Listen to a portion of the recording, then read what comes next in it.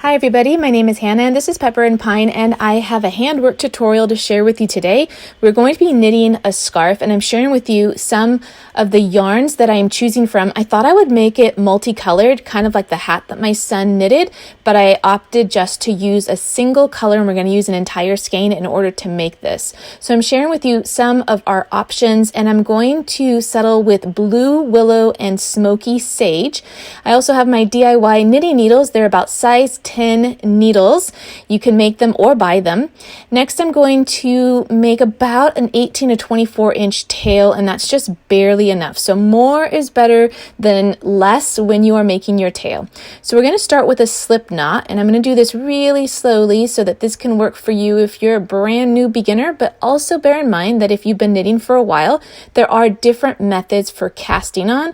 This is just the method that I use and that I've taught my children, but there are actually a lot of different ways to do this. So I'm going to make that snug, but not too snug on my knitting needle. I just tightened it a little bit. You want to not make it too tight or too loose. And if you've been knitting for a while, you might find that you kind of veer towards one side or another. And when we're knitting with children, we want to help them find that middle ground. Next, we're going to separate those two pieces of yarn. We have our tail, and then of course we have the yarn that attaches to our whole skein or your ball of yarn. And we're going to make our yarn somewhat into a V, and we're going to pull between our thumb and our finger. So this is a little bit difficult to explain in words. It's best to be seen and practice, but you do want to practice this a few times with your children, or if you're doing this on your own, you want to practice a little bit until you get this rhythm down, because this is going to be the first edge of your knitting project, and you want to make sure that they're even and that you've put on each of these stitches in a nice way. So we're going to keep taking from our thumb, going between the yarn, and then wrapping it through our finger side and then back again. So we want to keep doing this, and you can count 2 at a time. And I've put on 15 stitches, but by the time we were done, I think 12 stitches probably would have looked better. And you can see there's just a tiny tail there left, not much. I'm going to go ahead and put that in a little knot just so I make sure that I'm not going to knit that, especially if your tail is long. I've had this time when I've started knitting the tail rather than the yarn itself, and for children as well. Just want to make that very clear on what we're going to be using for our knitting. So putting it into a little slip knot or a knot is a nice way to remind the student or yourself that you're not knitting that. So we've put our knitting needle through, and then we're going to wrap our yarn around it and then pull it through. And there are a lot of really nice little rhymes and stories that can help you, especially if you are a new knitter or you are teaching this with children, to help them remember how to do this knitting style. There are also many different kinds of knitting styles, and this is the one that I use and teach my children. But if you are a new knitter, I would suggest that you stick with one style and learn one really well before learning other styles, or just having lots of different tutorials that you're looking at. It might just get really confusing. So stick with what you know, since there are many different ways to do this. So once we get to the very end, we are just going to do that last stitch, and then you can kind of just take a look at your work. And then we need to switch hands and put our needle that has our stitched work on it into our left hand, and then start knitting again with the new needle in our right hand. Now this is a project I'm doing with my 14-year-old son, and I'm going to pass it on to him, and he is going to continue knitting. And out of this whole entire project, he does about 2/3 of it. I do help him a little bit along the way, and I do this last part where I am binding off and adding the fringe. So I'm going to go ahead and measure it now. We have 4 inches wide by about 44 inches long, and I really was trying to aim for 60 inches. So I think if it was a little bit more narrow, I probably could have hit that 60-inch mark with just one skein of yarn. So if you want to make this longer, I would say you'll need 2 skeins of yarn, but I'm going to go ahead and bind this off. And then I have another color that's very similar to this that I'm going to use for the fringe at the very end, and that's going to add a little bit of length to it. So in order to bind off, we're going to be knitting 2 stitches, normally just the regular knit stitch, and then we're going to pull that first stitch over the second stitch and it comes right off and it binds it off, and it's a nice clean finish. It's a very beautiful end as well. And we want to keep doing this until you are completely done with that row. But oh my goodness, I ran out of yarn and I only have a little bit left.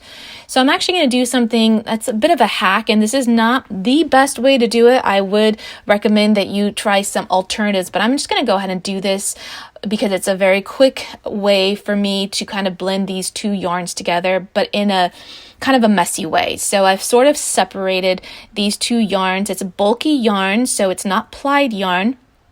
And I've just sort of made them like two prongs that I'm interweaving together. So it's going to be quite thick in this area right here as I continue to knit, but it's going to bring those two pieces of yarn together so I can finish. I was just short by about 3 inches.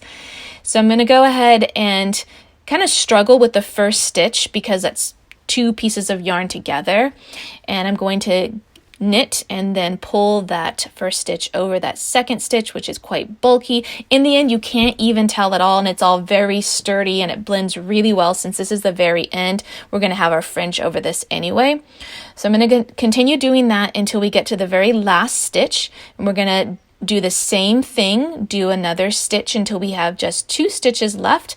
We're going to pull that last one over, and then you're left with just 1 stitch left. So we want to take our scissors and trim a tail and then gently remove our needle and slip that tail through that little slip knot that's left. And then we're going to gently tug it tightly closed, and then that's it. Your project is nice and sealed and complete. But we want to do one more thing. We want to add a nice little fringe to the end of that.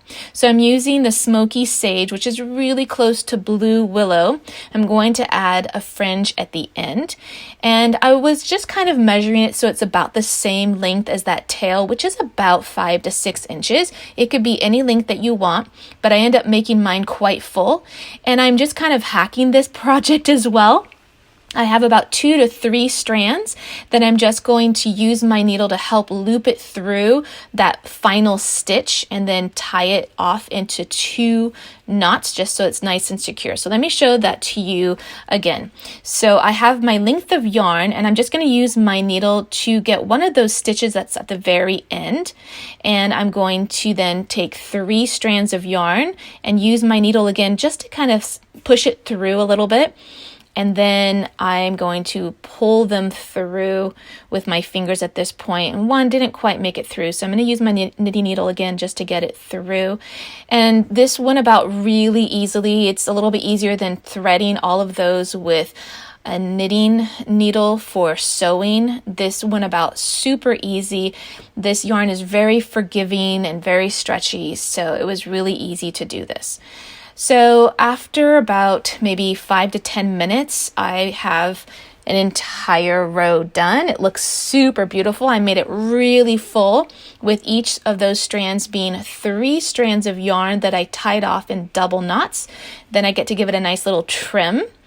And then we're going to do the other side. It was really satisfying to get this part of the project done because this little finishing feature really brings this whole project together, and it adds a little bit of length because it ended up being a little bit too short for my liking. So I trimmed off that other piece, and then we're done. I really love the way it turned out. I love the color, and I think it's going to match really beautifully with my son's projects. Now, while this is a really great beginner project, you're more likely to see it in the grade 3 Waldorf curriculum when the students are doing their farming, shelter, and clothing unit, or in the grade 5 curriculum when students are working on their hats and their socks.